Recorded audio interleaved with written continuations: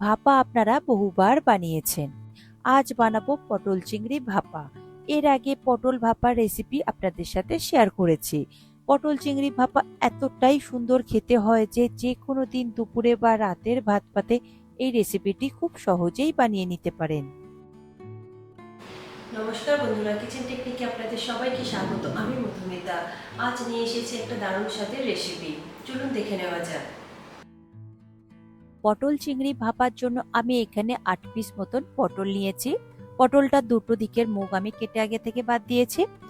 এরপর পটলের উপরে যে সবুজ অংশটা রয়েছে খোসাটা সেটা আমি ছাড়িয়ে নেব না। এইভাবে ছুরির সাহায্যে হালকা করে একটু ঘষে নেব। এইভাবে পটলের উপরে যে খসখসে একটা ভাব থাকে সেটা চলে যাবে আর পটলটা খুব সুন্দরভাবে নরম হয়ে যাবে। দেখুন আমি খুব সুন্দরভাবে ঘষে নিচ্ছি, আপনারা চাইলে এটা বটি দিয়েও করে নিতে পারেন। এরপর পটলের দুটো সাইডের মুখ এইভাবে অল্প করে একটু চিড়ে নেবেন, তাহলে তেল মশলাটা খুব সুন্দরভাবে ঢুকবে। দেখুন একটা পটল আমি রেডি করে নিয়েছি, আরো একটা পটল আমি করে দেখিয়ে দিচ্ছি, আপনাদের বুঝতে সুবিধে হবে। দেখুন ছুরি দিয়ে এইভাবে হালকা করে একটু ঘষলে উপরের যে একটা খসখসে ভাব থাকে সেটা উঠে আসে খুব সুন্দরভাবে।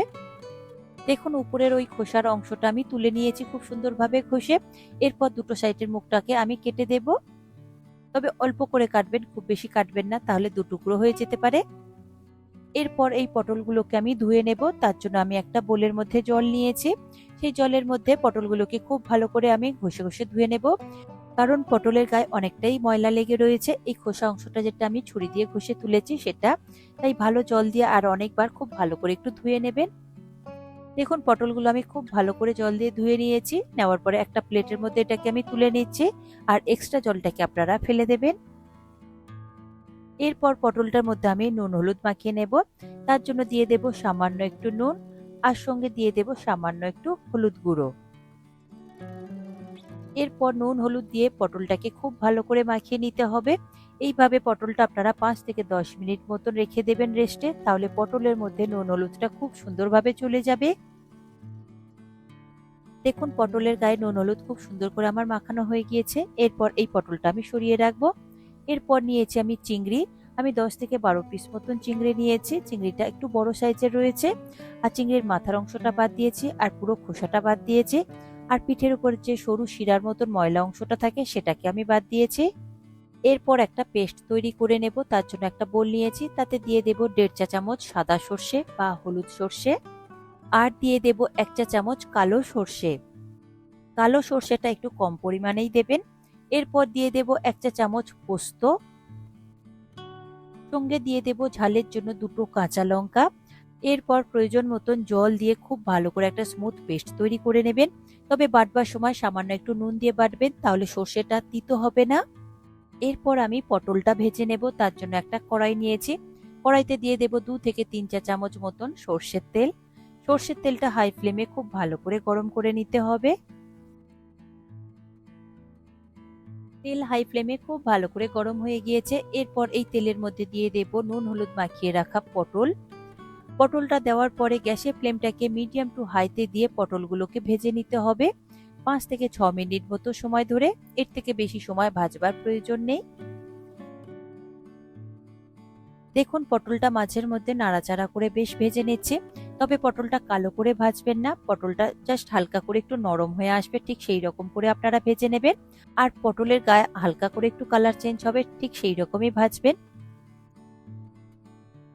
দেখুন পটলটা আমার নাড়াচাড়া করে বেশ ভালো করে ভেজে নিয়েছে, ঠিক এই রকমই ভেজে নেবেন। দেখুন কোনো রকম কালো ভাজা হয়নি, ঠিক হালকা কালারও এসেছে।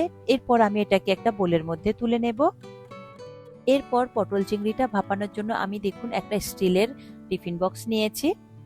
ওই টিফিন বক্সের মধ্যে এবার আমি দিয়ে দেব সর্ষে পোস্ত আর কাঁচা লঙ্কা বাটা। এরপর দিয়ে দেব স্বাদ অনুযায়ী নুন। নুনটা আপনারা বুঝে শুনে দেবেন, যেহেতু পটল ভাজার মধ্যে নুন আছে আর সর্ষে বাটার মধ্যেও নুন রয়েছে। এরপর দিয়ে দেব হাফ চামচের একটু কম হলুদ গুঁড়ো, আর কালারের জন্য দিয়ে দেব হাফ চা চামচ কাশ্মীরি লঙ্কার গুঁড়ো, তবে এই জায়গায় আপনারা লাল লঙ্কার গুঁড়ো ব্যবহার করতে পারেন। এরপর দিয়ে দেব হাফ চা চামচ চিনি। চিনি আপনারা অল্প করেই ব্যবহার করবেন। এরপর অল্প করে একটু জল দিয়ে দেব, ওই হাফ কাপের একটু কম। জল দেওয়ার পরে খুব ভালো করে এটাকে মিশিয়ে নিতে হবে। তবে আপনারা চাইলে এই জায়গায় 2 চা চামচ মতন টক দই ব্যবহার করতে পারেন, তাতেও টেস্ট আর ফ্লেভার কিন্তু দারুণ সুন্দর আসে। আর আমি এখানে আর ব্যবহার করলাম না। এরপর এর মধ্যে দিয়ে দেব ভেজে রাখা পটলগুলো, আর সঙ্গে দিয়ে দেব চিংড়ি মাছগুলো। এরপরে যে পটল ভাজা তেলটা ছিল সেই পটল ভাজা তেলটা আমি দিয়ে দিলাম। তারপর খুব ভালো করে পটল আর চিংড়িটাকে ওই মশলার সাথে মিশিয়ে নিতে হবে।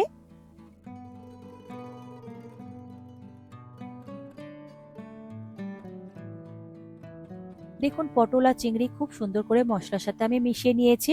তবে এটা একটু পাতলা মতন গ্রেভি হবে, তাই জলটা একটু আপনারা বুঝে শুনেই দেবেন। এরপর উপর থেকে দিয়ে দেব 2 থেকে 3 চা চামচ মতন কাঁচা সর্ষের তেল।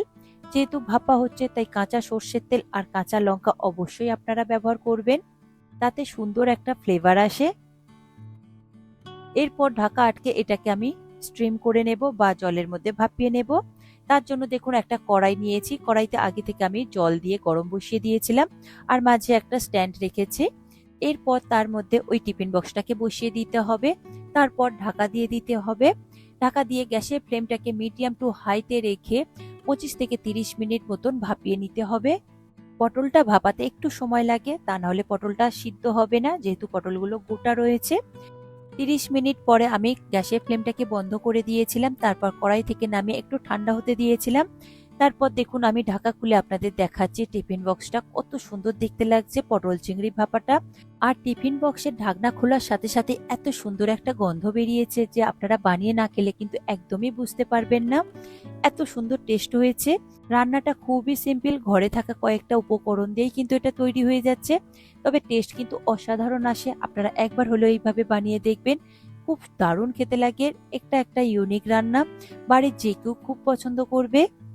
দেখুন রেডি হয়ে গেল আমার আজকের রেসিপি পটল চিংড়ি ভাপা। আশা করি আজকের এই রেসিপি আপনাদের ভালো লাগলো। ভালো লাগলে এইভাবে একবার বানিয়ে দেখবেন, আমার মনে হয় আপনাদের সকলেরই ভীষণ ভালো লাগবে। ভালো লাগলে কমেন্ট করে অবশ্যই জানাবেন আর লাইক শেয়ার করবার অনুরোধ রইল। যদি চ্যানেলটি সাবস্ক্রাইব করা না থাকে তাহলে চ্যানেলটি সাবস্ক্রাইব করে নেওয়ার অনুরোধ রইল। আজ তাহলে এই পর্যন্ত, আবারও দেখা হবে অন্য কোনো দিন অন্য কোনো রেসিপির সাথে। সবাই ভালো থাকবেন, সুস্থ থাকবেন আর ভিডিওটি পুরো দেখার জন্য অসংখ্য ধন্যবাদ।